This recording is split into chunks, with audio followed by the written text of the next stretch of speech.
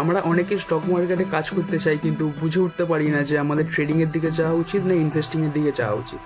So সেখানে আমি বলবো, যাদের কাছে ধরো একটু বড় সড়ো ক্যাপিটাল আছে, মানে 5 লাখ, 10 লাখ, 15 লাখ, কোটি এরকম যাদের ক্যাপিটাল আছে, তাদের অবশ্যই ইনভেস্টিংয়ের দিকে যাওয়া উচিত, কারণ তাদের অতটা রিস্ক নেওয়া উচিত নয়। কিন্তু সেক্ষেত্রে যাদের ক্যাপিটাল ছোট, ধরো 10,000, 15,000, 50,000, 1 লাখ পর্যন্ত যাদের ক্যাপিটাল, তাদের অবশ্যই একটু রিস্ক নেওয়া উচিত। কারণ দেখো, তুমি যদি 10 লাখ টাকা দিয়ে ইনভেস্টিং চালু করলে, একটা 10 লাখের 15% হচ্ছে কিন্তু 1.5 লাখ টাকা। আর তুমি যদি সেখানে 50,000 নিয়ে নাও, তো 50,000 টাকার 15% হচ্ছে কত? 7,500 টাকা। সো সেখানে তোমার কখনোই মন ভরবে না।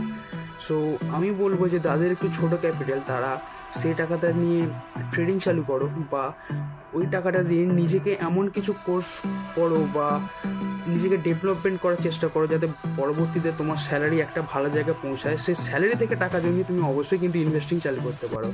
তো ভিডিওটা যদি একটু ইনফরমেটিভ লেগে থাকে, তো অবশ্যই একটা সাবস্ক্রাইব করবেন, লাইক করবেন, এবং স্টক মার্কেট সংক্রান্ত কোনো প্রবলেম থাকলে বা কোনো জিজ্ঞাসা থাকলে অবশ্যই কমেন্ট করতে পারেন। টাটা, দেখা হচ্ছে নেক্সট শর্টস।